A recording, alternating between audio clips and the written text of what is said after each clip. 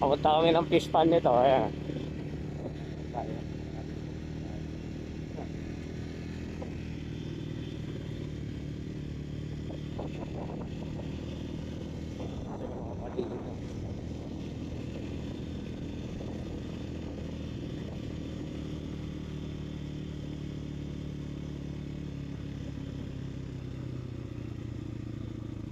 Ayan, nandito sila.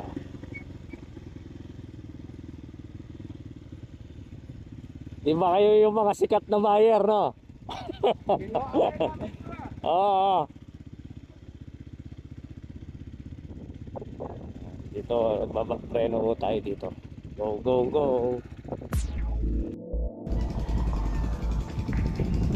Ano na rin, matutod lang tilapia rin. Saan na mo rin itong bulig? Mula. Tala. Yan, saan?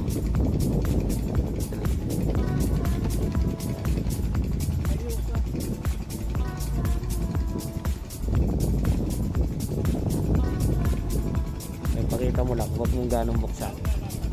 Ito. Mga dalag, no? Ayan. Sarado mo na. Baka biglang magtalo na yan. May pinatuyo kasing isla dito. Ayun, di natang na. Oy. Oy, apin. Ala kang kalilin eh. Ayaw niya mo. Basta biyasa may magtanong po instruction. Diba?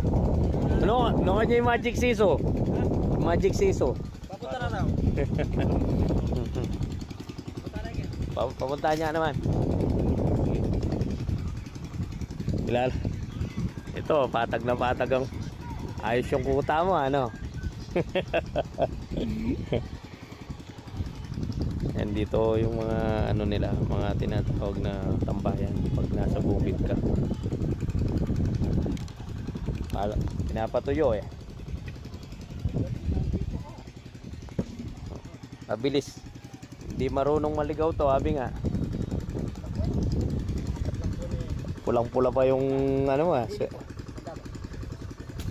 Mandili ka yung aduang season ah. Oh, ayun. Alam mo kasing ano, sanay sa bukid dahil yan ang trabaho namin eh. Paano mag-locate ng ano.